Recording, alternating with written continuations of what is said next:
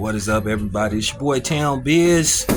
I got two of my guys. I got my man Justin Mac. Me and him working on our weekly boxing show. Probably gonna get did on Sundays or whenever Justin is available. Of course, we got Coach Kris Lopez, and you guys know what we here to talk about. Who wants to go first? But first of all, I'll let Kris go first. Talk about what happened this Friday, because it was some Bay Area business, and the Bay did come out on top in the ATL. Okay, so my son fought on Friday, the 19th, on overtime. He scored a first-round knockout 2 minutes into the fight. Everybody knows him, Dynamite David Lopez, the hottest prospect in boxing right now, underage 21, 20 years old, fighting at a Lightning Boxing Club right here in Oakland. And then, of course, the next day, unfortunately, Devin Haney dropped a decision to Ryan Garcia. Tough, hard fight. I thought he showed a lot of heart. He got up like Larry Holmes, man. I can't knock him. Ernie Shavers, huh? Maybe he underestimated him. Ryan conned everybody, basically, with all the bizarre behavior. I think, most people thought, he's just there to collect a check. And he definitely shocked the world with that very impressive win over Devin Haney, who was probably the top fighter at 140 at the time.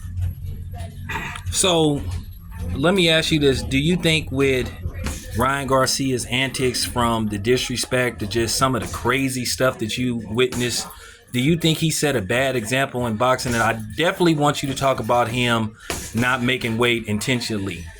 Not making weight intentional is a part of the sport. You know what I'm saying? I could give you a perfect example. Aaron Coley. We had contracted 160 to fight Vladimir Hernandez. Vladimir was 166 and did not budge an inch to try to lose weight. I told Aaron we shouldn't take this fight, bro, because I knew the consequences of it. And it was a good fight. One judge had us winning 98-92, but the other two had him winning. So we lost. And if we would have made him lose the weight, or if he would have came in on weight, it would have been different. It would have been a different fight. I can't say that, he would have won or lost. That's all, hindsight. But it does make a difference. And I myself wouldn't allow any fighter to do that. You make the weight or get out, go home. You know what I'm saying? You want to fight, or you want to try to have an advantage. You try to have an advantage with me, I'm gonna send you home. I'm not gonna take the fight. So the reason they took the fight though is because of the antics. It's a lot of money on the line. It's different. We're talking about a lot of money. So I don't knock him, but Devin too probably mentally just wasn't taking it seriously. I think he was not sharp mentally, and got caught early, and he looked dominant for 5 rounds, but then that was, to me, looking back on the fight, that was probably a con too, and he conned him into getting closer and closer. He's getting more bold. He's winning the rounds, 1 through 5. He's winning the rounds, and all of a sudden, bam, caught him again. Now he's in big trouble, right? Caught him again. Now it's just all falling apart. And at that point, we can't be. We're not in his shoes. We don't know how he feels. He's probably in full survival mode, and he's probably not even there. He's fighting on pure instinct and heart, and that's it. And any fighter that's been in a situation like that knows what I'm talking about. Devin Haney, it wasn't a total loss. He showed that he's a real guy, that he's not just some guy that has a soft chin and a lay down in a hard fight.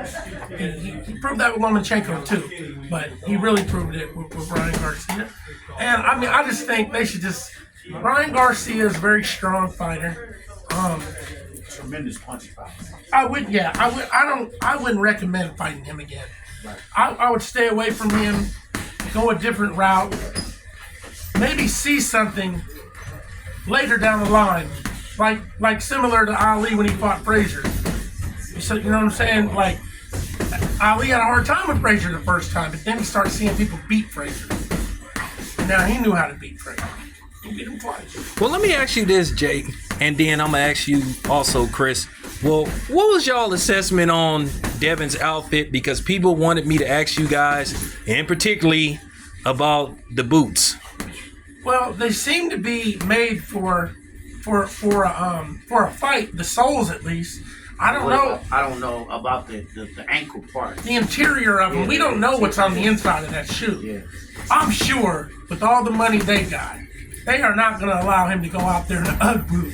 You feel me? Well, that's what it looked like he had, so I wanted to ask you I don't guys. think that had anything to do with it. I think the first punch, left hook that Ryan connected with, he never got back from that. Yeah, it set the tone for the entire fight.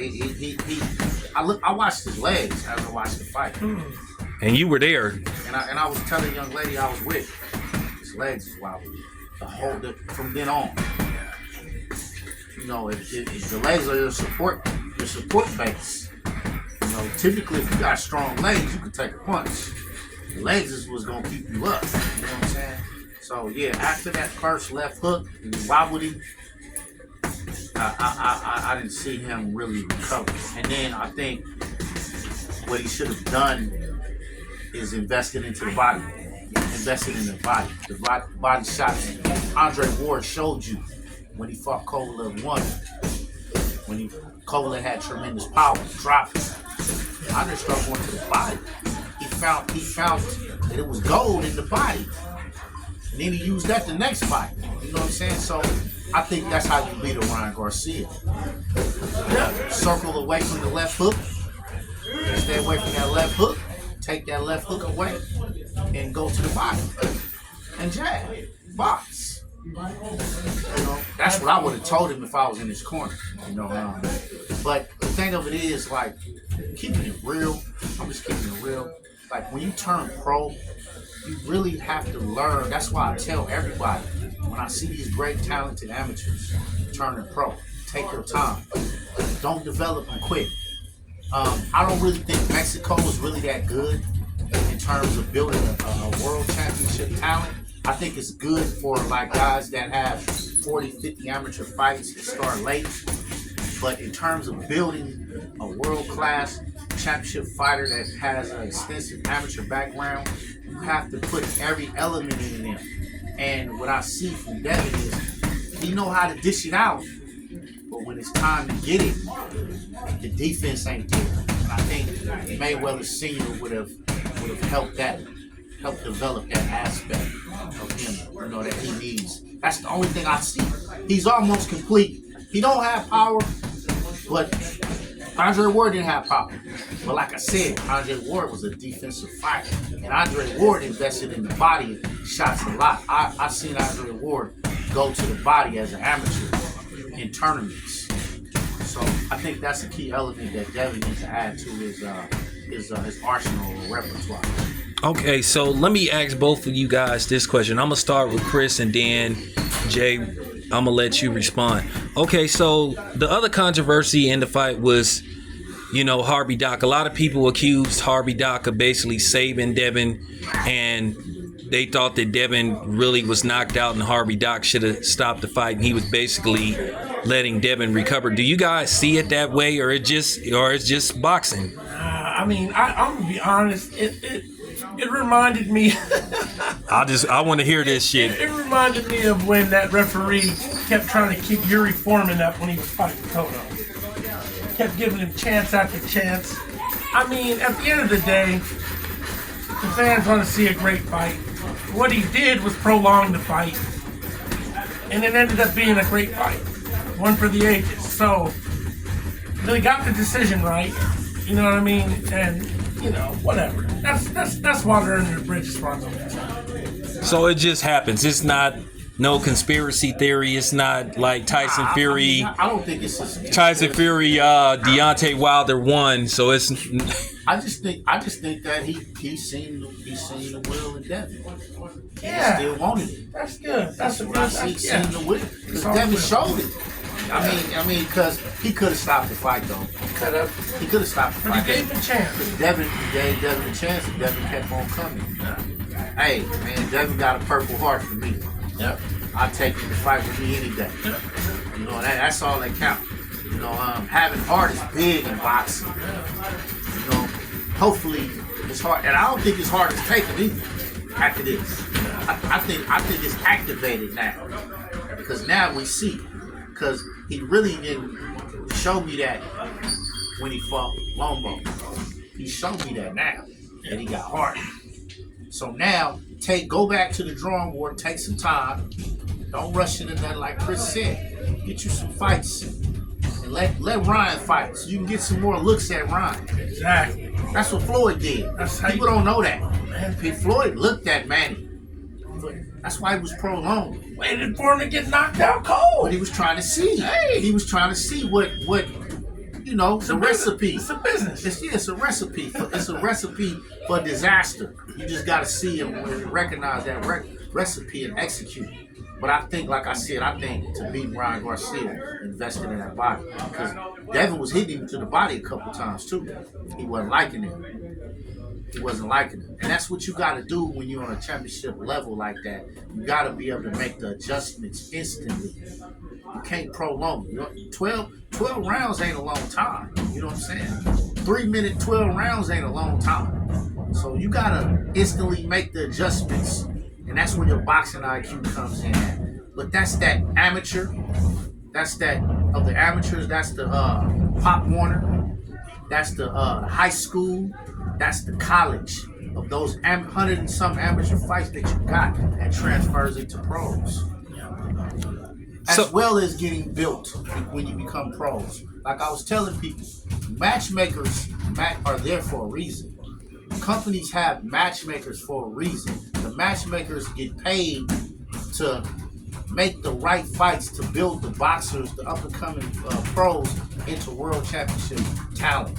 So it's key. So a lot of time, like I said, Mexico can be an advantage, but it can be also a disadvantage. The only thing it is cheap. That's it. But you fighting a guy who literally works on the taco truck.